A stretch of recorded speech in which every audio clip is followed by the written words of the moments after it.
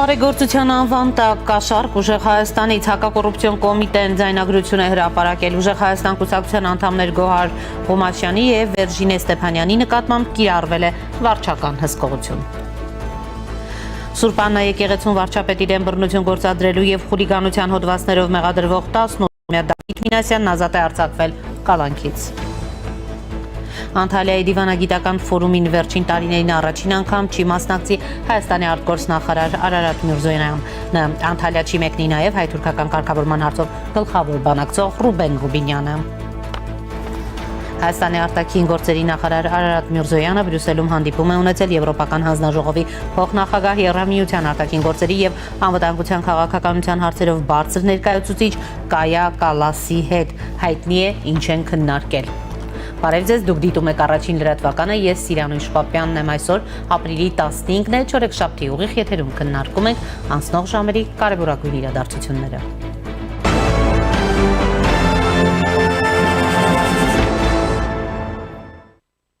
Բարեգործության անվան տակ կաշառք ուժեղ Հայաստանից Հայաստանի հակակոռուպցիոն կոմիտեի օպերատիվ հետախուզական ստորաբաժանումների կողմից իրականացված Ջոցառումների արդյունքում փաստական տվյալներ են ստացվել այն մասին, որ Հայաստանի ազգային ժողովի հերթական ընտրությունները նշանակելու մասին Հայաստանի նախագահի հրամանագրի 26 թվականի փետրվարի 7-ին ուժի մեջ մտնելուց հետո բարեգործություն իրականացնելու օրենսդրական արգելքի պայմաններում համապետական ընտրություններին մասնակցող Հայաստանի տարբեր բնակիչների բարեգործության անվան տակ ուժեղ Հայաստան կուսակցության անդամի կողմից այլ անձի օժանդակությամբ 26 թվականի մարտ ամսվա ընթացքում մի դեպքում անհատույց տրամադրվել է դրամական միջոց, մեկ այլ դեպքում արտոնյալ պայմանով խոստացվել է ծառայության մատուցում։ Դեպքի առթիվ Հայաստանի քրեական օրենսգրքի համապատասխան հոդվածով նախաձեռնվել է քրեական վարույթ հանրային քրեական հետապնդում երկու անձի նկատմամբ, որոնք էլ եւ ձերբակալվել են։ Хорошо-то նոր մտածեցի։ Տելևիզորը ունի ինչ անում, դրա տեղը կարած փողոքն է։ Ինչ անում։ Հա, դրա տեղը փողոք, ինքը տելևիզորն ինչ անում, տունը կա։ Հիմա այս ֆայն ինքը դրա կարիք շատ ունի։ Հա, ենքան ուրախանավոր։ Դեսո, բայց Սիմոն Նիկոլաևիչ, չասի հանկարծ։ Լավ, չէ, ոչ մեկը, երեքշաբթի օրը ուրեմն հանդիպենք։ Вам спасибо. Сейчас что-то могу вам сделать, что-то приятное? Ничего пока не нужно. То, что нужно было, если принес. Ես կարի ֆաբրիկա ունեմ Մարգարովիտում, ուզում ձեզ հետ խորհրդակցեմ, մի 200 աշխատատեղով ֆաբրիկա ունեմ բոլոր բաներով, մեջինաներով, ինձ զակազա պետք է շուկա։ Զակազապետք։ Այո, զակազ լինի, ասենք։ Եկեք սենց անենք Գագիկ, ես ձեր կոնտակտը փոխանցեմ իմ աշխատակցին, ով զբաղվում է այդ թեմայով։ Ինքը զանգահարի, ամեն ինչը գնահատենք, հնարավորությունները հասկանանք, եթե պետք է գանք տեղում տեսնենք ու սկսենք համագործակցել։ Ձերբակալվածները ուժեղ Հայաստան կուսակցության Վայքի գրասենյակի համակարգող Վերժինե Ստեփանյանն եւ ուժեղ Հայաստան կուսակցության անդամ Գոհար Ղումաշյանն են։ Նրանք մեղադրվում են ազգային ժողովի առաջիկա ընտրությունների համատեքստում բարեգործության անվան տակ աջակցություն տրամադրելու դեպքով հարուցված քրեական վարույթով։ Հակակոռուպցիոն կոմիտեից նաեւ հայտնել են, որ հաշվի առնելով մեղադրյալ Գոհար Ղումաշյանի օրինական վարքագիծն ապահովող ու դրան խոչընդոտող բոլոր հնարավոր հանգամանքները, այդ թվում վերջինիս անչափահաս երեխաներ ունենալը, որպես խափանման միջոց տնային կալանք կիրառելու վերաբերյալ միջնորդություն է ներկայացվելու դատարան։ Առավոտյան պարզ դարձավ, որ ուժեղ Հայաստան կուսակցության անդամներ Գոհար Ղումաշյանի եւ Վերժինե Ստեփանյանի նկատմամբ կիրառվել է վարչական հսկողություն։ Այս մասին հայտնել է կուսակցության անդամ Գոհար Մելոյանը։ Գոհար Ղումաշյանը դատարանի դահլիճից ազատ է արձակվել։ Նրա տրամադրությունը շատ բարձր է եղել։ Բայց շատ արագ գնում ենք առաջ։ Ուժեղ Հայաստան։ Ազգային ժողովի փոխնախագահ Ռուբեն Ռուբինյանն է անդրադարձել թեմային։ Կալուգացի օլիգարխի թիմակիցները հերթական անգամ բռնվել են ընտրակաշառք բաժանելու վրա։ Սա արդեն տարօրինակ չէ, որովհետև մենք գործ ունենք մի ուժի հետ, որը հստակ եւ նպատակաուղղված ուղարկվել է Հայաստանը, որպեսզի գողանա մեր ընտրությունները։ Նրանց թվում է, որ իրենք կարող են գնել Հայաստանի ժողովրդին։ Նրանք թերևս Հայաստանի ժողովուրդը խառնել են Նիժնի Տապրի բնակչության հետ։ Բայց ոչինչ, մենք նրանց կբացատրենք, որը որից հետո է։ Սիրելի հայրենակիցներ, եթե դուք որևէ կերպ առնչություն ունեք Կալուգացի օլիգարխի թիմի հետ եւ ներգրաված եք այդ թիմում, իմացեք, եթե դուք ընտրակաշառք բաժանեք կամ խախտեք բարեգործության արգելքը, դուք ձերբակալվելու եք, անկախ ձեր սեռից, տարիքից եւ ընտանեկան կարգավիճակից, դուք ձերբակալվելու եք։ Սիրելի քաղաքացիներ, եթե դուք վերցնեք կաշառք վերցնելը նույնպես հանցագործություն է, դուք նույնպես ձերբակալվելու եք դա։ Հիշեցնենք, որ շաբաթներ առաջ հակակոռուպցիոն կոմիտեն Արմավիրի մարզում բացահայտել էր ընտրակաշառքի կազմակերպված սխեմա ուժեղ Հայաստան կուսակցության օգտին քվե ապահովելու նպատակով։ Ըստ հակակոռուպցիոն կոմիտեի վճարումները կարգվել են որպես աշխատավարձ եւ բարեգործություն նախաձեռնվել էր քրեական վարույթ եւ կա 5 ձերբակալված։ Հայաստանի հակակոռուպցիոն կոմիտեի օպերատիվ հետախուզական ստորաբաժանումների կողմից իրականացված լայնածավալ միջոցառումների արդյունքում փաստական տվյալներ են ստացվել առ այն, որ մի խումբ անձինք նախնական համաձայնությամբ խմբի կազմում նպատակադրվել են ընտրակաշառք բաժանել Հայաստանի Արմավիրի մարզում բնակվող մի շարք քաղաքացիների, ապահովելով նրանց մասնակցությունը 26 թվականի հունիսի 7-ին կայանալիք Հայաստանի ազգային ժողովի ընտրություններին եւ քվեարկությունն իրենց կողմից մատնանշված կուսակցության օգտին։ Հիշալ անձիկ իրենց հանցավոր մտադրություն իրականացնելու նպատակով նախ մեծավոր համայնքում բացել են մեր ձևով հասարակական կազմակերպության գրասենյակ, որից հետո Արմավիրի մարզի տարբեր բնակիչների 25-ից 26 թվականների ընթացքում ձևական գրանցել են հիշյալ կազմակերպությունում, հանձնարարելով հավաքագրել անձանց, որոնք ընտրություններին քվեարկեն ուժեղ Հայաստան կուսակցության օգտին։ Պարզվել է նաև, որ նախապես խոստացված եւ փուլային եղանակով տրամադրվող ընտրակաշառքը ձևակերպվել է որպես աշխատավարձ, դրանով փորձելով քողարկել ընտրակաշառքի տրամադրման փաստն ու նվազագույնի հասցնել դրա բացահայտումը։ Հատկանշական է, որ հասարակական կազմակերպությունում աշխատանքի ընդունվելու հիմնական նախապայմաններից է հանդիսացել անձի մեծ ընտանիք ու ծանոթների լայն շրջանակ ունենալու, ինչպես նաև ընտրող հանդիսանելու հանգամանքը։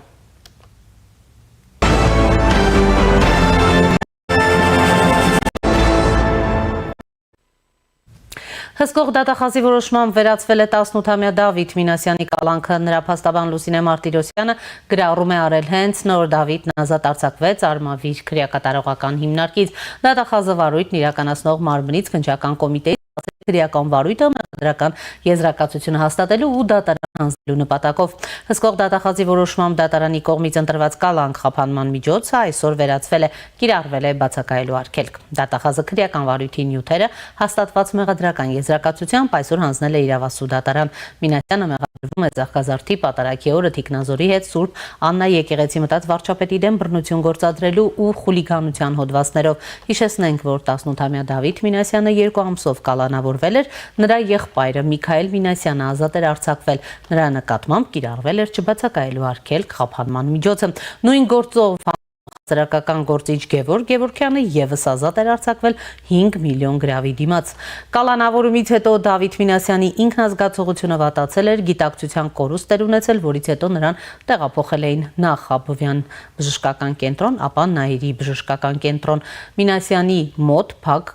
գանգուղեղային տրավմա եւ ուղեղի ցնցում էր հաստատվել։ Ապրիլի 13-ին նրան Նայիրի բժշկական կենտրոնից Արմավիր քրեակատարողական հիմնարկ էին տեղափոխել։ Եվ այս պահին կապ ենք հաստատել ազգային ժողով, զրուցելու ենք ազգային ժողովի քաղաքացիական պայմանագիր խմբակցության պատգամավոր Լիլիթ Ստեփանյանի հետ։ Բարև ձեզ Տիկին Ստեփանյան, շնորհակալ եմ միանալու համար։ Բարև ձեզ, շնորհակալ եմ հրավերի համար։ Եվ այսպես, Տիկին Ստեփանյան, նախ ուրեմն գնահատենք հերթական ընտրակաշառքի բացահայտումը, հակակոռուպցիոն կոմիտեն հաղորդագրություն էր տարածել եւ երեկվանից գիտեք ինտենսիվ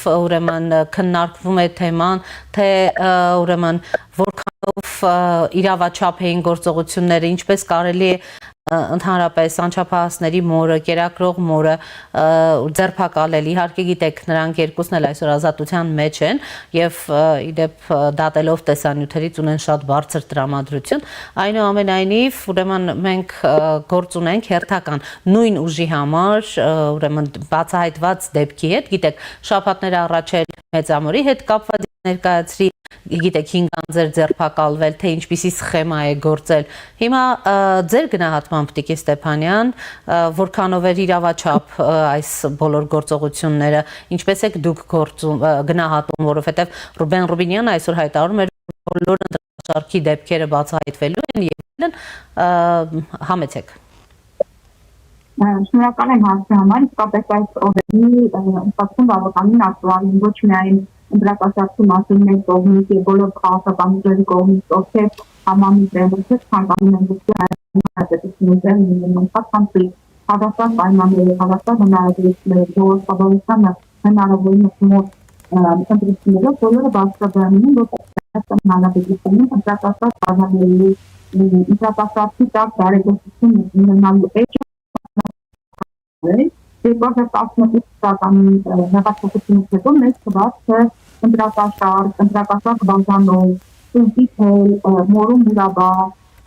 չգիտեմ, բուժման համար ծախսեր, կրթափոխարկ եւ այլն, այս ամենը մեծ թվաց, որ այլևս անցյալում են եւ մենք մի առաջ են շարժվելու ու այս վատ բացերը այլևս մեզ չեն լսելու, սա կարևոր քաղաքական պրոցեսների ընթացքում, բայց մենք կարծես թե այստեղ էլ ռոմանտիկ, քանի որ քաղաքական ուժեր կան, ովքեր պատկերացնում իրենց մասնակցությունը քաղաքական գործընթացներին առանց ընտրակաշարքի, սա ոչ միայն փաստում է, որ չկա ընդհանուր առմամբ քաղաքական ծրագիր, քաղաքական տեսլական, չկա ընդհանուր առմամբ քաղաքական բաժան, դրա համար մենք օգնության ենք այցում ընտրակաշարքը, որը ինչ-որ հասարակության ինքնության համար ցավոք դեռևս լինում է ցանկալի, ցավոք դեռևս լինում է ակտուալ եւ շատ կարեւոր է համարվում, որ մարդիկ մեծ մասը չեն պատկերացնում,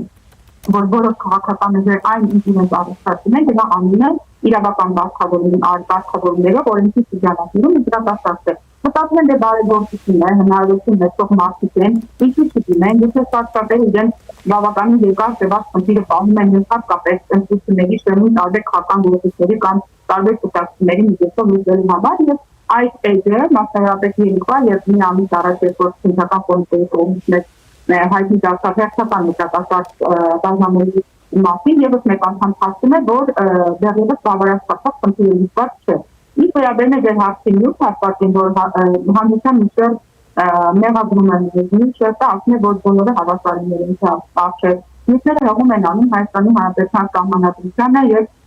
ոլորտը համակարգող օրենքներին, նշելով, որ ընտրությունների համապետական ընտրությունների կամ թիմ ընտրությունների որոշ ժամանակ առաջ անգամ բարեգործություն անելը նշանակում է ընտրակաշարք բաժանել։ Հետևաբար, եթե այս քաղաքական ուժերը, մասնավորապես ուժը Հայաստանը կամ մեկ ամիս առաջ երբ որ ձայնագրությունը հայտնի դարձավ, որ հանրապետական կուսակցության մասին է, այդպես շատ են ցանկանում, մարմաջում են, դիվազում են, տենցում են հասարակությանը բարեգործություն անել, ինչ որ ընտանիքների համար ինչ-ինչ խնդիրներ ու ծերքիներ, ասո դրանք դա կարող են անել ոչ քաղաքական շրջանակներում, եւ դա կարող են անել ոչ այս ժամանակահատվածում, եւ ոչ թե իշխանություններն են արգելում կոնսենսուս հաստատել, որովհետեւ այդ նույն կարգավորումները վերաբերում են այս իշխանությանը, որովհետեւ իշխանությունն է որպես քաղաքական եւ մասնակցում է այս ընտրություններին։ Եվ չի կարելի, եթե չի կարելի օրենքով արգելված է, դա նշանակում է օրենքով արգելված է։ Այլապես այս վերջերս հատկապես տարբեր հասարակական քաղաքական խոսակցություններում, օրինակ բոլորովին վերջերս ազգային ժողովի նախագահի հետ իջեց եղած, որ ասում են, թե կամացին զոհվածի հայրական, ցանկանան բոլորի հիշողությունը թարմացնել քանի տարի առաջ վարչապետի որդու առևանգման փորձածները կամ ասում են, թե կամացում զոհվածի մայրը կամ այս վերջի ընտրակաշարքի դա բանը ընտրակաշարք, ասում են, թե կամացում կերակրող մայրը, այն բանը ասում են, թե կամ եկեղեցի կապված է դեպքը, երբ որ դասարանից մեկը դեպք է բացատրել վարչապետը, դրանց մեջ է կամացում, գիտեք, իր տատիկը ով է եղել կապանում կամ ինչ կարևոր գործեր արել կամ ինչ հետագիծ է թողել այդ քաղաքում։ Մենք բոլորս մեծ հարգանքով եւ սիրով ենք վերաբերում Հայաստանի Հանրապետության յուրաքանչյուր քաղաքացուն, բայց չի կարելի այդ անունի կամ այդ խնդրի կամ ստատուսով պայմանավորված հաղթնել եւ օրենքի դուրս դերևակայել, օրենքի դուրս դնել եւ մտածել, որ եթե օրինակ իրենք նոր են ծննդաբերում են մանկահասակ բանի, օրինակ իրենք կարող են հանդիստ օրենքի փոխել։ Այդ դեպքում եկեք օրինակ ավտովթարի դեպքում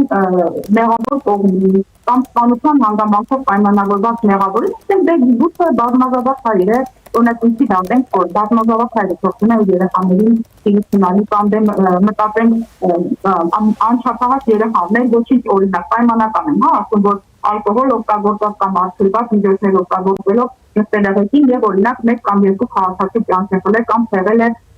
հաշմանդամետացրել նրանց, բայց է ոչինչ մանկահասակ երեխաներին նրանց ոչինչ չանեն։ Այսինքն չի չի կարելի թեկուզ այս ժամանակահատվածում տարբեր հանգամանքներով պայմանավորված մարդիկ մտածեն, որ իրենք օրենքի դուրս են, ահա այս կամ այն հանգամանքով պայմանավորված։ Վաստակավոր ուսուցիչների շուկացած վերցնեն, ասեն դե վաստակավոր ուսուցիչ են, հայն չանեն, կամ օրինակ հեղինակավոր դպրոցները շուկացած վերցնեն, կամ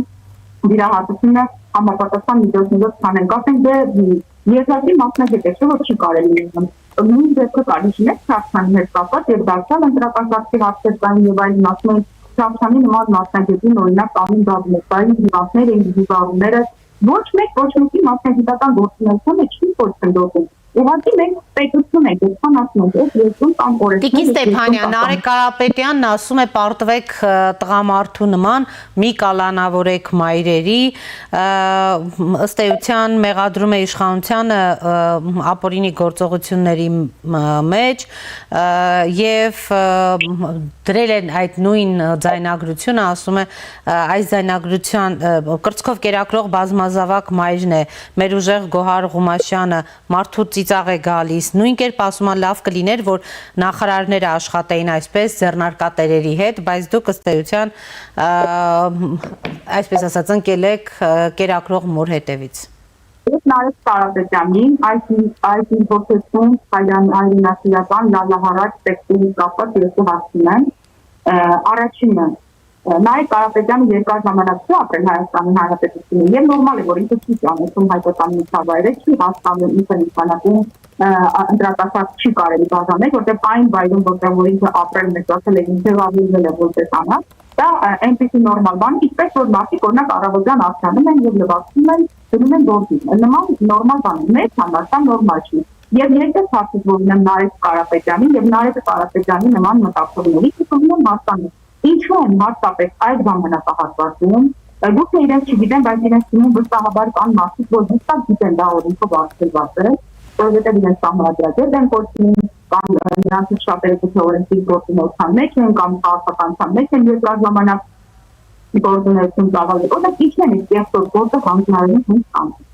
Իրենց թիմի կանայք օրինակը չունեն, այստեղ հարցեր իրենց թիմակի արական սերի ներկայացուցիչներին։ Նրանք չեն ասում, դե Նարեկ ջան, այս ընտրակաշարքը դու բաժանի կամ թող հոպարից բաժանի կամ հոպարից այնի տղան բաժանի, որ ծեցի նախարարություն կառուցում մազերի համաչափ զարգացման համատեքստում։ Չի կարելի այսպիսի բաներ ասել։ Գիտեք, ինչ կարելի է գտնել այսպես պարտոցապեր, գեղարվեստական լինելիք կարելի է օրինակներ բերել, օրինակ դրախուն, կարելի է այս ընթացքում հողիմաններ ասել, որ առավոտ էր Արարատյան դասի լուսապայծառ առավոտներից մեկը եւ Գոհար Ղումաշյանը օրինակ ձերբակալվեց ընտրակաշար բաժանեց,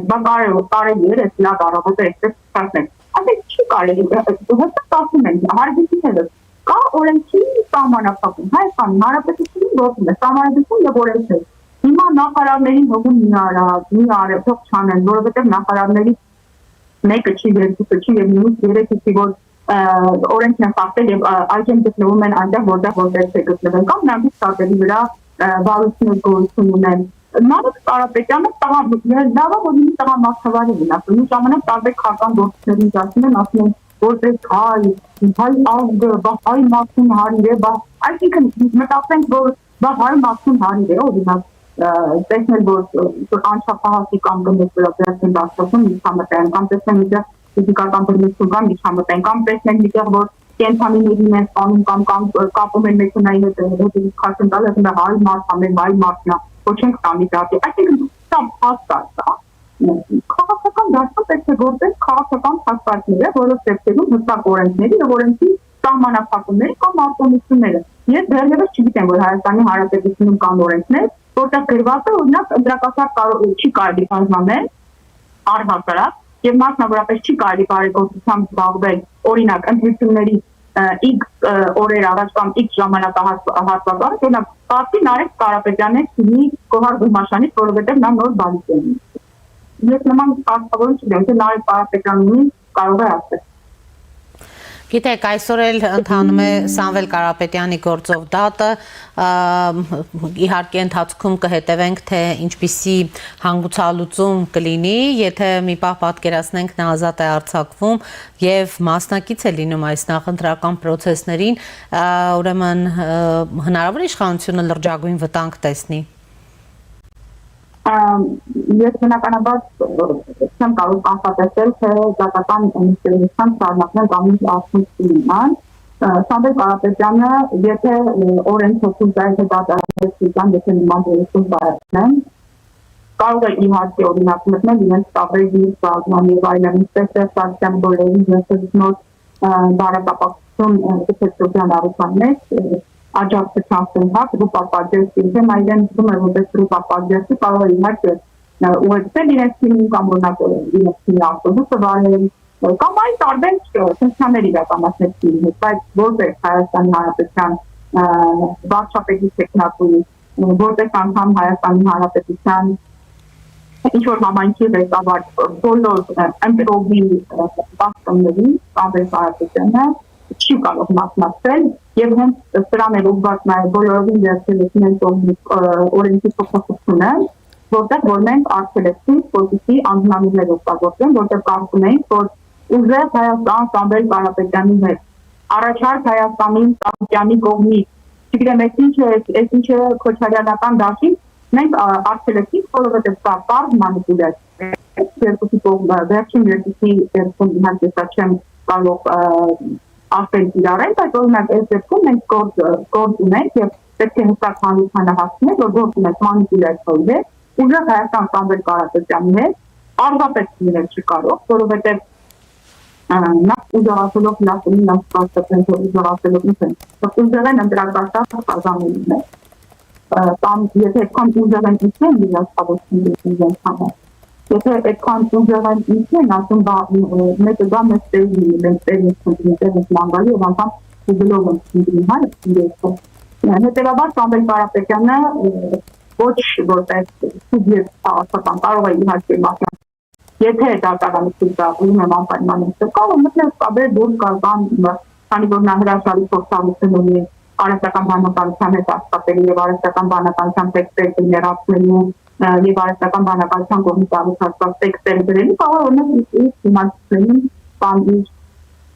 զանիքի համար օրինակ տեքստերի ծննդանի եւ դա օրենսդրությունը արտադրի այսքան միայն պետք չի ողջին մանիպուլացնել Հայաստանի Հանրապետության սահմանադրությունը եւ համապատասխան օրենքները արգելում են Սամվել Կարապետյանին որևէ սուբյեկտիվներով հանդես գալ առավել ևս իսկ առայժմները մատուցել հայ ժողովրդին։ Սամվել Կարապետյանի դերված է հերթը, որը բարձրում իմաստով առայժմ է ժողովրդին եւ մենք հրաշալիորեն տեսել ենք, թե նա եւ իր թիմը հետի գլխին օրին է խաղացել եւ հետի գլխին օրին խաղալով ինչ օրին է խաղացել Հայաստանի Հանրապետության յուրաքանչյուր քաղաքացի, յուրաքանչյուր ընտանիքի։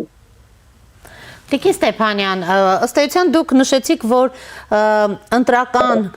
օրենսգրքի այդ համապատասխան փոփոխությունը նաև հենց կոնկրետ ուժեղ Հայաստան Սամվել Կարապետյանի հետ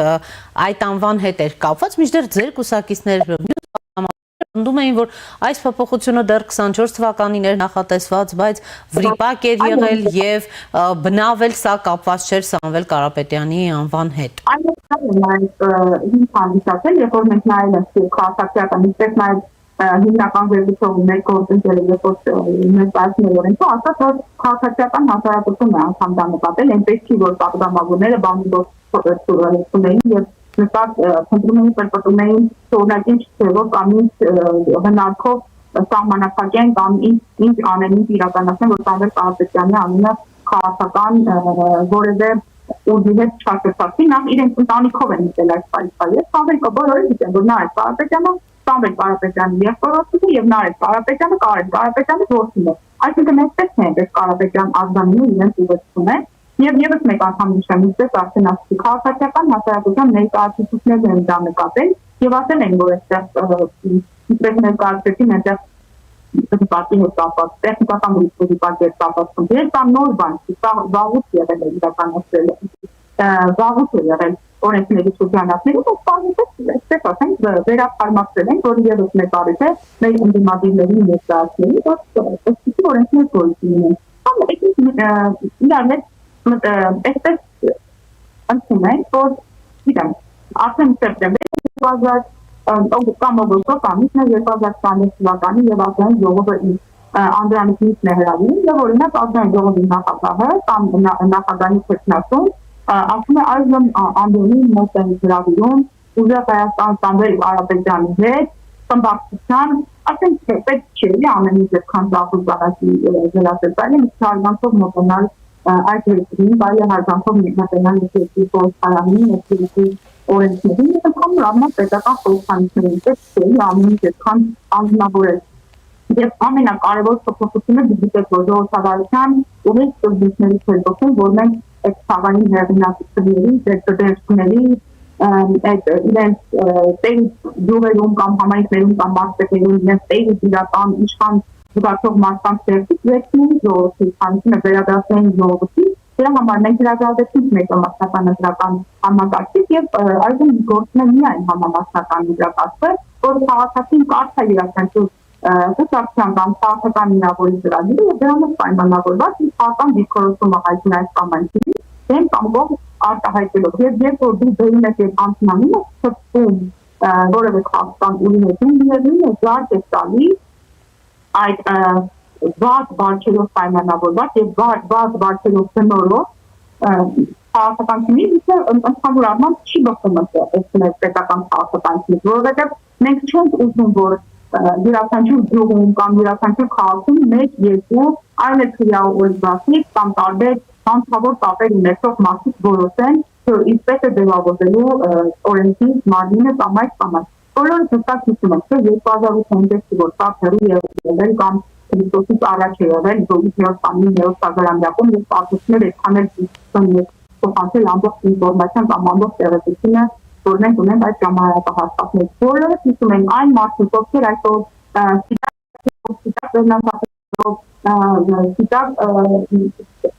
վերնակեստով կամ սիտակ թևերով են հանդես տալիս այլ մեր էլեկտորատին, մեր քաղաքացիներին, իրենց տան նկուղներում, իրենց գրասենյակի նկուղներում մարդիկ էին գողանում, մարդկանց էին խոստանում, մարդկանց էին տեսում, նրանց երկրից մարդիկ ուղղակի այլ հնար եւ ծախս ունեն Հայաստանի Հանրապետությունից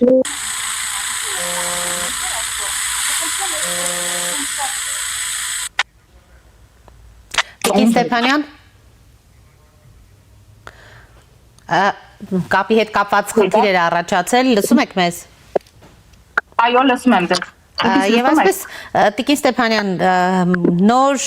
ուրեմն Ռուսաստանի, Հայաստանի եւ Կիպրոսի քաղաքացի Սամվել Կարապետյանը դատարանում մանրամասներ է հայտնել իր մասին, ուզում եմ անպայման խոսենք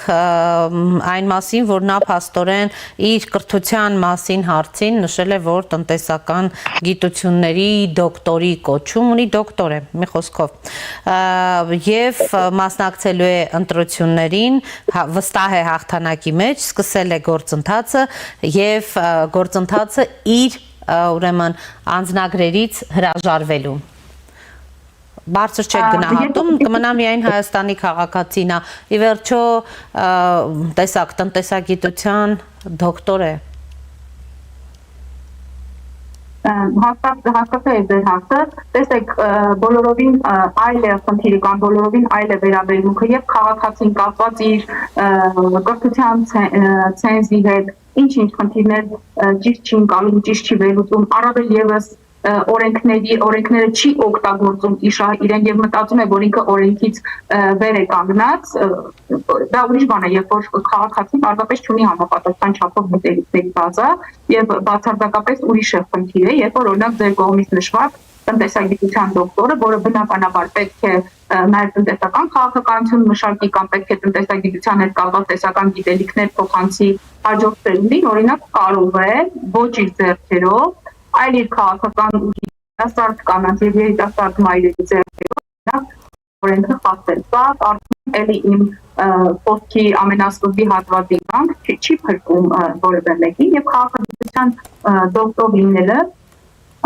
եթե մարդը ցանկություն ունի օրենքը խախտելու կամ օրենքը շրջանցելու, դա նրան որևէ կերպ չի փրկի եւ այս բանում քանի որ ես միշտ նշում եմ նաեւ որ միջազգային ժողով Պատմական ժողովում պատգամավոր դառնալը ես նաև կրթության ոլորտում եմ երկար տարիներ աշխատել ես հիշում եմ որ մենք հայտնի մարդկանց շատ կարևոր նամակներ վերլուծում էինք եւ մանկավարժների եւ ուսուցիչների հետ արժեքային համակարգի տեսանկյունից եւ ես այդ բանին երբ որ դուք ընթերցում եք ես հիշեցի մասնավորապես երկրորդ համաշխարհային պատերազմի ժամանակ գերմանացիների կողմից հրեաների հետ կապված այդ ցեղասպանական գործողությունները, որտեղ այդ նույն մարդկանց կեղեքելու, այդ գուլագների եւ այլերի հետևում կանգնած են շատ կրթված մարդիկ, բայց այդ կրթությունը, այդ դիպլոմները եւ այլն նրանց օրինակ հետ չպահեց օրենքի արժեվ կանգնելու եւ օրենքի ողջ փոփոխությամբ իրենց պատիժի կրելու։ Դարձյալ ասեմ, որ կա Հայաստանի Հանրապետությունում կան ոլորտներ, որտեղ մարդիկ իրենց մասնագիտությամբ պիտի աշխատեն եւ Հայաստանի Հանրապետությունում կա օրենք եւ օրենքով պայմանավորված անկախ նրանից թե մարդը որտեղ է աշխատում, ինչ պաշտոններ զբաղեցնում, ինչ գիտական ստատուս ունի, քանի երեխաների մայր է, նա դառնում է քաղաքացի եւ պարտավոր է ընդհանուր առմամբ իր կյանքը կազմակերպել սահմանադրության եւ օրենքների շրջանակներում։ Շնորհակալ եմ։ Ձեզ եմ շնորհակալ։ Զրուցում է ազգային ժողովի քաղաքացիական պայմանագիր խմբակցության պատգամավոր Լիլիթ Ստեփանյանի հետ։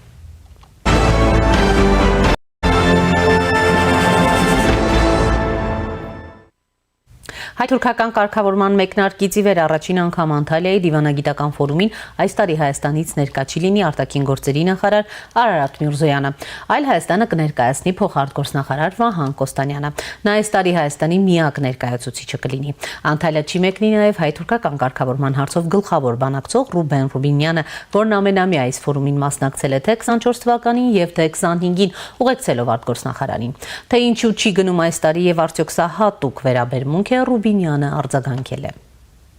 Ոչ, Կողոն իսկապես նեղացել եք։ Սիրելի գործընկերներ, ես ձեր տարբեր տեսակ ձևակերպած նույն հարցին պատասխանելու եմ հանդիպելու օրինակ ձեր գործընկերոջ։ Բայց ես բացարձակ տես բան չասեցի։ Չէ, ես հարցնում եմ։ Դե հիմա դուք ձեր ենթադրությունները հազարցեք կարող եք ձևակերպել։ Ես ասացի, Անտալիայի դիվանագիտական ֆորումին կլինի ներկայություն, կիմանաք ինչ մակարդակով, ոնց եւ երբ։ Արդեն 4 տարի է ինչ Երևանն ու Անկարան հաշտեցման հերթական փորձն են սկսել, բայց կողմերի գլխավոր պայմանավորվածությունը երրորդ երկրների քաղաքացիների համար սահմանի բացումը դեռ կյանքի չի կոչվել։ Ռուբինյանը լրագրողների հետ ճապազրույցում անդրադարձել է հարցին, թե հայ-թուրքական հարաբերությունների կարգավորման առումով Հայաստանը ինչ ձեռքբերում ունի։ Թուրքիա հարաբերությունների կարգավորման գործընթացում մի շարք քայլեր արվել են արդեն իսկ, եկը հիշեք, եւ որ ամենասկզբում վերաբացվեցին թռիչքները Երևանի եւ Ստամբուլի միջեւ, որոնք դադարեցված էին մի քանի տարի։ Կհիշեք նաեւ, որ պայմանավորվածություն ձեռք բերվեց ուղիղ ավիաբեռնափոխադրումները հնարավոր դարձնելու մասին, ինչը արված է։ Կա պայմանավորվածություն անի պատմական կամուրջը վերականգնելու մասին գործընթացը, փաստաթղթային գործընթացը ընթացքի մեջ է։ Եվ ճիշտ է, ամենամեծ պայմանավորվածությունը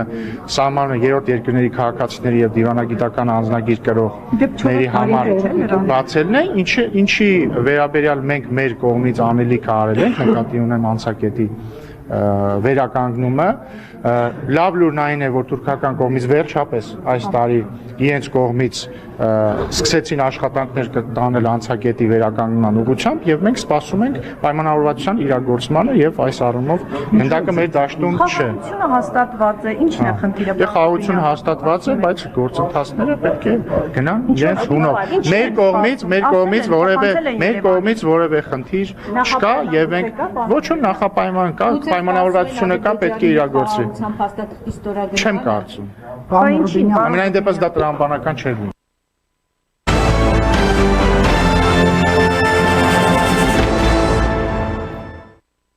Երեկ Բրյուսելում Հայաստանի արտաքին գործերի նախարար Արարատ Միրզոյանը հանդիպում է ունեցել Եվրոպական հանձնաժողովի փոխնախագահ Եվրամիության արտաքին գործերի ու անվտանգության քաղաքականության հարցերով բարձր ներկայացուցիչ Կայա Կալասի հետ։ Զրուցակիցները քննարկել են Հայաստան Եվրամիություն գործընկերության ռազմավարական օրակարգի հետևողական կյանքի կոչման հարցեր։ Հանգամանալից անդրադարձ է կատարվել մայիսին Երևանում կայանալիք Հայաստան Եվրամիություն գագաթնաժողովի բովանդակային նախապատրաստման հարցերին։ Ընդգծվել է Հայաստանի քաղաքացիների համար շոշափելի արդյունք արդյունքների ապահովման ուղղված ծրագրերի իրականացման շուրջ համաձայնությունը։ Միրզոյանը եւ Կալասը քննարկել են ժողովրդավարական դիմակայունության շարունակական ամրապնդման ուղղված նախաձեռնությունները, որոնք Հայաստան Եվրամիություն արժեքահեն գործընկերության ու ռազմավարական օրակարգի կարևոր մաս են կազմում։ Այս համատեքստում համաձայնություն է ձեռք բերվել ժողովրդավարական գործընթացներին աջակցության նպատակով առկա հստակ մեխանիզմների շարունակականության ու արդյունավետության ապահովման շուրջ։ Միրզոյանը եւ Կալասը ընդգծել են տնտեսական ու տրանսպորտային փոխկապակցվածության,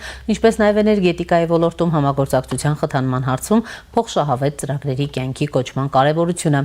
Արտաքին գործերի նախարար Արարատ Միրզոյանը հանդիպում է ունեցել նաեւ պաշտպանության ու տիեզերքի հարցերով Եվրամիության հանձնակատար Անդրիուս Կուբլիլյուսի հետ։ Զրուցակիցները գոհունակությամբ ընդգծել են Հայաստան-Եվրամիություն գործընկերության ընդլայնման ակտիվ դինամիկան։ Միրզոյանը եւ Կուբիլյուսը մտքեր են փոխանակել վերջին շրջանում զարգացող անվտանգային ու պաշտպանական ոլորտում փոխգործակցության հեռանկարների շուրջ։ Երկուստեք ընդգծվել է, որ ժողովրդավարական բարեփոխումների կյանքի կոչման գործում Հայաստանի արձանագրած նշանակալի առաջընթացը, ինչպես նաեւ Հայաստան-Եվրամիություն գործընկերության ռազմավարական օրակարգի ընդունումը համագործակցության նոր տեսլական եւ հնարավորություններ է ձևավորել։ Անդրադարձ է կատարվել մայիսին Երևանում կայանալիք բարձրաստիճան միջոցառումների, այդ թվում Հայաստան-Եվրամիություն գագաթնաժողովի օրակարգային հարցերի։ Հայաստանի արտաքին քաղաքական գերատեսչության ղեկավարը եւ Եվրամիության հանձնակատարը մտքեր են փոխանակել տարածաշրջանային զարգացումների շուրջ։ Նախարար Միրզոյանը ներկայացրել է Հայաստանի եւ Ադրբեջանի միջև հաստատված խաղաղության հետագա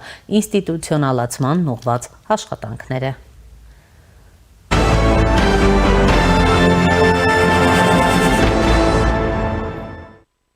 ԱՄՆ նախագահ Դոնալդ Թրամփը ABC News-ին տված հարցազրույցում հայտարարել է, թե չի մտածում Իրանի հետ հրադադարի երկարաձգման մասին։ Այն կարող է ավարտվել տարբեր ձևերով, բայց կարծում եմ, որ գործարքը նախընտրելի է, քանի որ այդ դեպքում նրանք կարող են վերակառուցվել, լրագրողին ասել է Թրամփը։ Իսկ Fox News-ին տված առանձին հարցազրույցում Թրամփը հայտարարել է, թե հակամարտությունը մոտենում է ավարտին։ Կարծում եմ այն մոտ է ավարտին, ես այն համարում եմ շատ մոտ, ասել է Թրամփին։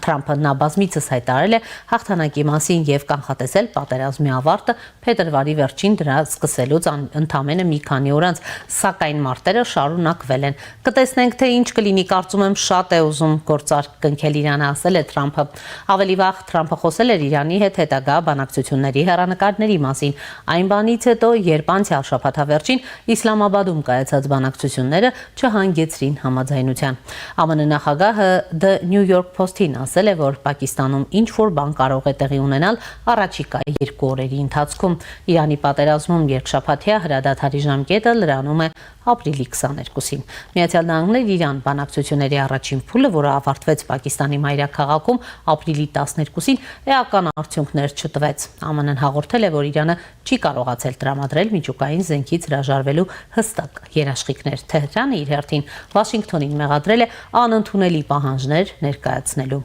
մեջ։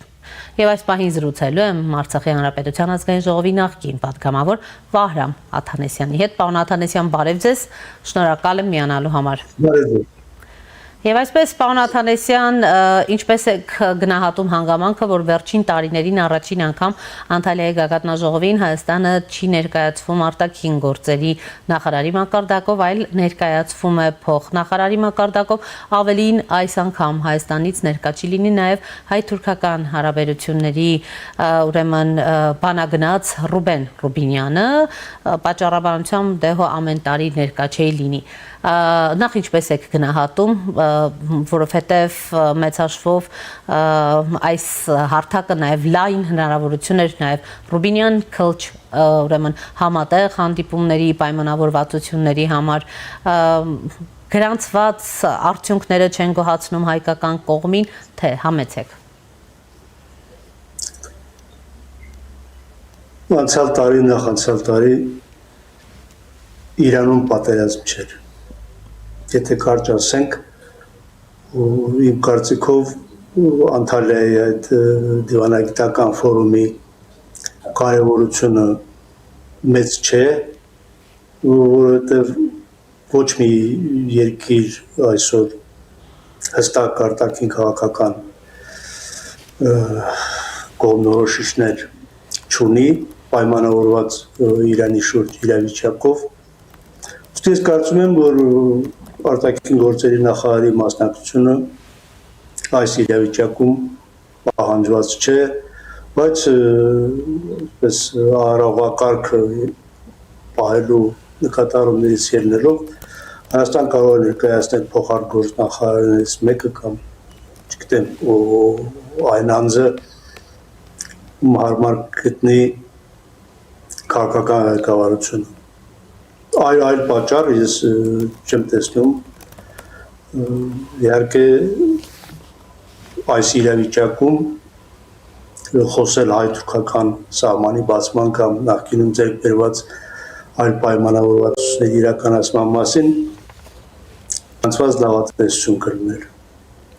Պարոն Աթանեսյան, ընդդիմությունը օրինակ ասում է Հայաստանի պսպղուն մասնակցությունը այս ֆորումին իմաստազուրկ էր նախորդ տարիներին, որովհետև գործնականում Թուրքիան հաշտեցման եւ Հայաստանի դեմ իր թշնամական գործողությունները վերացնելու որևէ քայլ չէր անում։ Ուրեմն արդյոք կիսում եք ընդդիմության այս տեսակետը իմաստազուրկ որակելով այն ամենը, ինչ ուրեմն ձեռք է բերվում եւ այս կոնտեքստում Ռուբեն Ռուբինյանի երեկվա այսպես ճեպազրույցը, որտեղ խոսում էր հայ-թուրքական հարաբերություններում արձանագրված հաջողությունների մասին, բայց նաև ուրեմն այն կարևոր պայմանավորվածությունները, որոնք ձեռք էին բերվել երրորդ երկրների համար, դիվանագիտական անձնագիր ունեցողների համար, կարծեք թե կյանքի չի կոչվում, մինչդեռ մենք հիշում ենք, որ Հայաստանում էր Կարո Փալյանը եւ ասում էր հունվար փետրվարին հայ-թուրքական ուրեմն հարաբերությունների առումով լրջագույն առաջընթաց ենք ունենում, ինչ խոչընդոտներ կան ձեր գնահատմամբ, համեցեք։ Ես կկրկնեմ նախորդ ասածը, ասենք Կարո Փալյանը չէր կարող կանխատեսել, որ փետրվարի 28-ին Միացյալ Նահանգները պատերազմ է սկսելու Իրանի դեմ։ Հայ-թուրքական հարաբերությունների պաուզան, այսպես ասենք, հիմնականում դրանով է պայմանավորված, որովհետև ասենք ի տարբերություն Հայաստանի, Թուրքիան խորքային ներգրավվածություն ունի միջազգային քաղաքականության մեջ եւ կարծում եմ Անկարայում նույնպես որոշակիություն չունեն, թե այդ պատերազմը ինչպես է ավարտվելու, Մերձավոր Արևելքում ինչ ստատուս քվո է հաստատվելու եւ ըստ այդմ որն է լինելու Հարավային Կովկասի տեղը, նշանակությունը, կարևորությունը այդ նոր միջավայրում, որը թույլ կտա Թուրքիային հստակեցնել իր ապագա քաղաքականությունը, ինչպես Հարավային Կովկասում, այնպես էլ Կենտրոնական Ասիայում եւ ընդհանրապես մեծ Մերձավոր Արևելքում։ Ինչ վերաբերում է ընդդիմության քննադատությանը, եթե նկատի ենք ունենում, որ ընդդիմությունը հիմնականում Հայաստանի նախկին իշխանությունն է, ապա այդ իշխանությունը ավելի քան 2 տասնամյակ ժամանակ եւ հնարավորություն է ունեցել Թուրքիայի հետ հարաբերությունները կարգավորել հաղթական դիրքերից եւ որևէ հաջողության այդ ուղղությամբ չի ասում։ Պետք է աչք փակենք իրականության հանդեպ։ 1991 թվականին Հայաստանի անկախությունից ի վեր հայ-թուրքական քննարկումներ, բանակցություններ մշտապես եղել են։ Պարզապես այդ մասին որևէ մեկը հրապարակային չի խոսում։ Եվ այդ քննարկումները, այդ բանակցությունները, այդ հանդիպումները, ես նաև ասենք երրորդ կողմի իշխանությամբ իրականացված քայլերը որևէ շոշափելի արդյունքի չեն բերել։ Դասական օրինակը Սյուրիխյան արձանագրությունների ճակատագիրն է։ Այսօր Հայաստանի իշխանություններին մեղադրել, որ Թուրքիայի հետ հարաբերություններում առաջընթաց չեն հասել, պարզապես օրինաչափ չէ, այլ բառ ես չեմ գտնում ասել։ Պարոն Աթանեսյան, տեսեք, դուք նշում եք Իրանի շուրջ ստեղծված իրավիճակը, պատերազմը եւ այլն, սակայն մեծ հաշվով ուրեմն նույն այդ ընդդիմադիրների մի հատվածը պնդում է Անկարան որևէ քայլ չի անի նաեւ հայ-թուրքական հարաբերությունների հետ կապված, քանի դեռ Հայաստանը Ադրբեջանի բոլոր պահանջները, այդ թվում նաեւ Հայաստանի սահմանադրության փոփոխությունը, հռչակագրից հրաժարումը չի բավարարել։ Այս պնդումները որքանով են մտածածին, որքանով են հիմնավոր։ Գիտեք, ես կուզենայի, որ մենք այդ մանիպուլատիվ հայտարարություններին այդքան ուշադրություն չդարձնեինք եւ չվերահեռանք այս հարթակում կամ ցանկացած այլ հարթակում։ Հայաստանի եւ Ադրբեջանի միջեւ 2025 թվականի օգոստոսի 8-ին Վաշինգտոնում ստորագրվել է, նախաստորագրվել է պայմանագիր, այդ պայմանագիրը բաղկացած է նախաբանից եւ 17 հոդվածներից, ոչ նախաբանը եւ ոչ 17 հոդվածներից որևէ մեկը Հայաստանի առջեւ որևէ պարտավորություն չի դնում։ Հիմա եթե ընդդիմությունը քաղաքական չգիտեմ ինչ ասեմ, քաղաքական մանկամտություն ունի կամ քաղաքական խարդախամտություն ունի եւ ասենք Հայաստանի կողմից Ադրբեջանի տարածքային ամբողջականության ճանաչումը եւ Ադրբեջանի կողմից Հայաստանի տարածքային ամբողջականության ճանաչումը գնահատում է որպես Հայաստանի կողմից Ադրբեջանին արված զիջում, ապա սա արդեն նույնիսկ քաղաքական վարք համարելը դժվար է, սա կլինիկական երևույթ է։ Որևէ մեկը կարող է պատկերացնել, որ Հայաստանը եւ Ադրբեջանը կարող են խաղաղության եւ հարաբերությունների հաստատման պայմանագիր ստորագրել առանց ճանաչելու միմյանց ինքնիշխանությունը, անկախությունը, քաղաքական տարածքային ամբողջականությունը եւ գոյություն ունեցող սահմանների անձեռնմխելիությունը, անխախտելիությունը։ Ցույց տվեք աշխարհի մի երկիր, որ մեկ այլ երկրի հետ պայմանագիր է ստորագրել եւ այդ երկրի տարածքային ամբողջականությունը չի ճանաչել։ Չկա պրակտիկայում նման բան չկա։ Երկրորդ համաշխարհային պատերազմից արդեն 82-81 տարի է անցել, Ճապոնիան եւ Խորհրդային Միությունը ժամանակին խաղաղության պայմանագիր չեն ստորագրել, Ռուսաստանը եւ Ճապոնիան առ այսօր խաղաղության պայմանագիր չեն ստորագրել, որովհետեւ կողմերի միջեւ կա տարածքային վեճ կապված Կուրիլյան կղզիների հետ։ Ճիշտ է, Ճապոնիան եւ Ռուսաստանը դիվանագիտական հարաբերություններ ունեն հաստատել, բայց այս դեպքում խոսքը Ռուսաստանի նման, Խորհրդային Միության նման գերտերության մասին է։ Ինչպես կարելի է ասել, թե Ադրբեջանը Հայաստանին ինչ-որ պահանջ է ներկայացնում, երբ գոյություն ունի, հրապարակված է նախաստորագրված պայմանագիր, որը կողմերի համար սահմանում է համարժեք պարտավորություններ եւ կողմերին տալիս է համարժեք, համազոր իրավունքներ, լիազորություններ։ Խնդիրը այն է, այս պայմանագիրը վերջնականապես ստորագրվելու է, մտնելու է ուժի մեջ, դառնալու է Ադրբեջանի եւ Հայաստանի իրավական համակարգի անբաժանելի մաս եւ գոնե իրավական առումով հայ-ադրբեջանական խաղաղությունը դարձնելու է անշրջելի, թե մենք հետևելու ենք ինչ-որ մանիպուլատիվ քարոզչության եւ գնալու ենք այլ ճանապարհով։ Այս հարցը հունիսի 7-ի ընտրությունները պետք է վերջնականապես Հայաստանը գնում է Ադրբեջանի հետ նախաստորագրված պայմանագրի ստորագրման վավերացման, թե չեն գնում։ Բա ընդդիմությունը կարող է, չգիտեմ, իրեն թույլ տալ ցանկացած հայտարարություն, որովհետև ընտրական շրջան է, կա քվե ստանալու խնդիր, բայց որն է այստեղ բարոյականությունը։ Ճիշտ է, քաղաքականությունը եւ բարոյականությունը քույրեր չեն, նույնիսկ քույր եւ եղբայր չեն, բայց մենք գործ ունենք մի ժողովրդի հետ, որ քառորդ դար ապրել է երազանքներով, ենթարկվել է դաժան փորձության, ունեցել է հսկայական կորուստներ, ահռելի կորուստներ, ունի հոգեբանական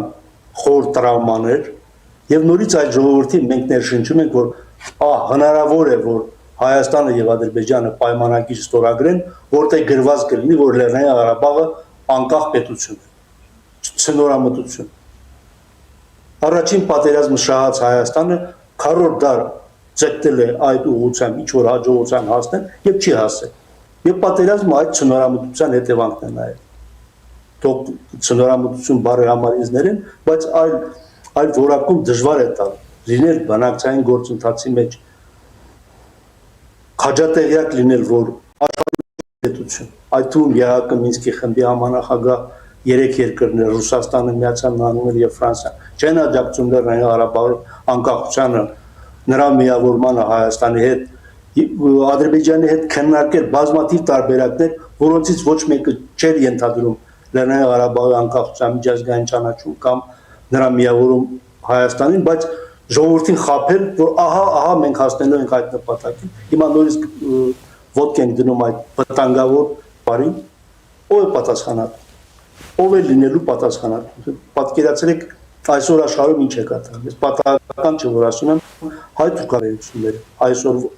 այսօր պայմանավորված են նրանով, թե ապագայում, առաջիկայում Մերձավոր Արևելքում եւ Հարավային Կովկասում ինչ ստատուս քվո է հաստատվել։ Թուրքիան բնականաբար չի շտապում։ Թուրքիան ի տարբերություն Հայաստանի միջազգային քաղաքականության դերակատար է եւ կարող է ավելին ստանալ նոր ստատուս քվոյի պայմաններում, ավելին ստանալ, քան այսօր կարող է պայմանավորվել Հայաստանի հետ։ Ինչու պետք է Թուրքիան այսպես գրկաբաց ոտաբոբիկ վազի դեպի Հայաստան։ Մենք պատկերացնում ենք կշիռների տարբերությունը։ Թուրքիան նույնիսկ այսօր այս իրավիճակում, այս պահին լրջագույն խնդիրներ ունի Ադրբեջանի հետ։ Շատ լուրջ խնդիրներ ունի Ադրբեջանի հետ կապված Իսրայելի եւ Ադրբեջանի ռազմավարական համագործակցության։ Լրջագույն մրցակցության մեջ է այսօր Թուրքիան Իսրայելի հետ։ Ինչու է Թուրքիան պաշտպանում Իրանին։ Գոնե դիվանագիտական ճակատում պաշտպանում է Իրանին, որովհետև Թուրքիային ձեռնտու չէ Իսրայելի եւս մեկ հաղթանակը այս տարածաշրջանում, որովհետև այդ հաղթանակի դեպքում արդեն տարածաշրջանի հեգեմոնը, բացարձակ հեգեմոնը լինելու է Իսրայելը։ Թուրքիան մղվելու է երկրորդ պլան։ Այս լայն կոնտեքստում պետք է նայել, թե հայ-թուրքական ձեռքբերված պայմանավորվածությունները չեն կատարվում։ Որոնք են այդ պայմանավորվածությունները։ Հայաստանը եւ Թուրքիան պայմանագիր են ստորագրել, Թուրքիան հրաժարվել է պայմանագրի կետերի կատարումից։ Գոյություն ունեն նախնական պայմանավորվածություններ, այդ նախնական պայմանավորվածությունները այսօր ուժի մեջ են։ Այդ նախնական պայմանավորվածությունները վաղը կարող են իրականանալ, այնքանով, որքանով Իրանի շուրջ իրավիճակը կհանգուցալուծվի եւ Թուրքիան կհստակեցնի իր տեղը, դերը, կարևորությունը Մերձավոր Արևելք, Հարավային Կովկաս, Կենտրոնական Ասիա, հիպեր տարածաշրջանում։ Այս լանդշաֆտում 3 միլիոն բնակչություն ունեցող Հայաստանի դերը որն է։ Պահել այն, ինչ որ ունի։ Պարոն Աթանեսյան, Եվրամիությունը երկրորդ առաքելությունը կունենա Հայաստանում, ազատության ձեռքի տակ է հայտնվել Եվրամիության արտաքին հարաբերությունների եւ անվտանգության հարցերով բարձրագույն հանձնակատարի առաջարկը առաքելության մանդատի, կառուցվածքի ու ժամկետների վերաբերյալ, ըստ այդ փաստաթղթի առաքելությունը պետք է ամրապնդի Հայաստանի դիմակայունությունը հիբրիդային սպառնալիքներից, ռազմավարական, գործնական խորհրդատվություն եւ աջակցություն տրամադրելով նախարարություններին ու անվտանգային ոլորտի գործակալություններին, ուրեմն ինչպես եք գնահատում այս հանգամանքը, ուրեմն գիտենք, որ նախկինում այսպիսի նույն տարիներ առաջ Բաքուն օրինակ քննադատում էր իր սահմանին Հայաստանի տարածքում եվրոպացի անզեն դիտորդներ տեղակայելու որոշումը եւ ի վերջո հասան նրան, որ Հայաստանի հետ խաղաղության պայմանագրում հստակ ամրագրվեց, համատեղ սահմանին երրորդ երկրների ուժեր չեն տեղակայվելու, այնուամենայնիվ բնականիվ, երբ Բրյուսելը կամ Եվրամիությունը նորից ընդգծում է իր առաքելությունը եւ գործուղում է այստեղ այդպիսի առաքելություն, դրա նպատակը որն է, չեզոքացնել Ռուսաստանի ուրեմն գործողությունները Հայաստանում, հատկապես ապակայունացնող գործողությունները եւ հիբրիդային գրոհները, ինչ եք դուք կարծում։ Նախ եկեք հստակեցնենք խոսքը ինչի մասին է։ Եթե խոսքը դիտորդական առաքելության մասին է, որ Եվրամիությունը Հայաստանում իրականացնում է 2023 թվականից, ապա այդ առաքելության դեմ ոչ թե Ադրբեջանն է բողոքել, այլ Ռուսաստանը։ Այն փուլներ, երբ ռուս-ադրբեջանական հարաբերությունները վերելք էին ապրում, վերելքի մեջ էին, եւ այն ինչ որ Մոսկվան ասում էր անուղակի, Իլհամ Ալիևը կրկնում էր ուղակի, որ եվրոպական դիտորդները հետախուզական, տնտեսական առաքելություն են իրականացնում տարածաշրջանի երկրների դեմ։ Եթե խոսքը վերաբերում է հիբրիդային հարձակումներին Հայաստանի դիմակայունությունը բարձրացնելու առաքելությանը, սա բոլորովին այլ խնդիր է, բայց անկախ այդ առաքելությունների գործունեությունից շատ չափազանց կարևոր է այն հարցը, թե ինչպես, ինչ օրակարգով եւ ինչ ներկայացուցչական մակարդակով է Հայաստանում անցնելու Եվրամիության հետ առաջիկա գագաթաժողով, որին արդեն 1 ամսից էլ պակաս ժամանակ է մնացել։ Եվ այս առումով արտաքին գործերի նախարարի Արադ Միրզոյանի Բրյուսել այցը շատ կարևոր է, մանավանդ պետք է ընդգծենք նրա հանդիպումը Եվրամիության պաշտպանության հարցերով հանձնակատարի հետ, ինչը վկայում է, որ Հայաստան Եվրամիություն գագաթաժողովի օրակարգում ներառված են նաև անվտանգային հարցերում կապված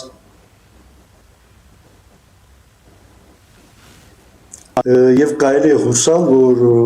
Եվրամիություն Հայաստան գագաթաժողովի այսպես ամփոփիչ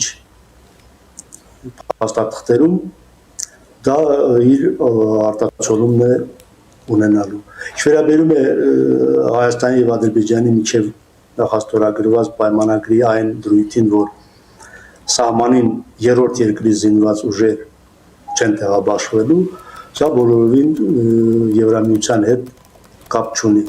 Հստակ խոսքը ենթատեքստով վերաբերում է հայ-ադրբեջանական սահմանին ռուսական զինված ներկայությունը բացառելու։ Պարոն Աթանեսյան, քանի որ զրույցի ընթացքում նաև անդրադարձակ Իրանում ստեղծված իրավիճակին, ուզում եմ անդրադառնանք, թե առհասարակ, երբ Իսլամաբադում որևէ պայմանավորվածության հնարավոր չեղավ հասնել ու անընդհատ Թրամփը հիմա էլ տարբեր լրատվամիջոցների հետ զրույցում ազդարարում է, որ է այդ պատերազմը կավարտվի, ժամկետներն էլ այդ երկշաբաթյա չեն երկարաձգվի, ինչ սպասել, իսկապես այն մոտ է, թե հերթական, այսպես ասած, դիվանագիտական հայտարարությունների հետ գործ ունենք։ Գիտեք, փետրվարի 28-ից Իրանի դեմ հարձակման մեկնարկից ի վեր Միացյալ Նահանգների նախագահը այնքան իրարամերժ իրար հակասող էպատաժային հայտարարություններ աղել, որ այդ վերջին հարցազրույցի ինչ-որ կանխատեսում անելը մակարդակապես անշնորհակալ գործ է։ Կան տեղեկություններ, արևմտյան աղբյուրները հայտնել են, որ պայմանավորվածության բացիկ շաբաթավերջին Իսլամաբադում պետք է տեղի ունենա իրանա-ամերիկյան բանակցությունների երկրորդ։ Ես չեմ կարծում, թե Միացյալ Նահանգները իրեն դեմ պատերազմը շարունակելու է, ուղղակիորեն իր մասնակցությամբ շարունակելու է պատերազմը։ Բայց չեմ բացառում, որ Իրանի դեմ մարտական գործեր կամ թիրախային հարվածները վերսկսի Իսրայելը, որովհետև այդ հարցում Իսրայելը ավելի կոշտ արմատական կողմնորոշում ունի, քան Միացյալ Նահանգները, եւ ասենք, որպեսզի Միացյալ Նահանգների համար նահանջը այդքան ցածրական եւ ցավոտ չլինի, կարող է հայտարարել, որ դադարեցնում է թիրախային հարձակումները, բայց երաշխավոր չէ, որ նույնը կանի Իսրայելը։ Ինչ արմատական դեպքերում կարող է դեպքեր այդ հակամարտությանը, ոչ ոք նույնիսկ կանխատեսում անել իրեն թույլ չի տալիս, որովհետև իրավիճակը ուժով շփոթված բաց է եւ կողմերի դիրքորոշումները այնքան հատուկ են, որ թվում է համաձայնության տեղ չկա։ Ու կարելի է ենթադրաբար ասել, որ Իրանը կհամաձայնի որոշ ժամկետում դադարեցնել իր միջուկային ծրագիրը, վերականգնել Հորմուզի նեղություն հավագնացությունը, փոխարենը Միացյալ Նահանգները կարող են ապասառեցնել արտասահմանյան բանկերում Իրանի ֆինանսական միջոցները, որ մի քանի տասնյակ միլիարդ դոլար են, որպեսզի Իրանը ձեռնամուխ լինի տնտեսական վերականգնման բարեփոխումների, ի խոսքով իր տպավորությամբ այդ կարգավորումը կարող է տևել տարիներ։ Շնորհակալ եմ, պարոն Աթանասյան։ Խնդրեմ։ Զրուցում էի Արցախի Հանրապետության ազգային ժողովի նախկին պատգամավոր Վահրամ Աթանասյանի հետ։ Այս ժամի համար այսքանն էինք նախատեսել։ Հետևեք մեր թողարկումներին, կհանդիպենք։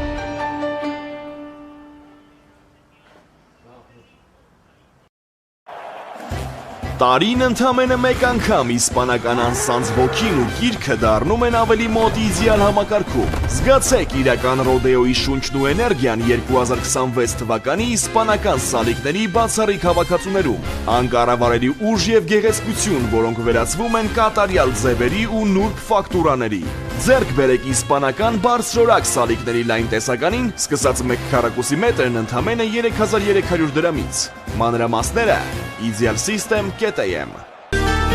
Իդեալ համակարգ դեպի կատարելություն։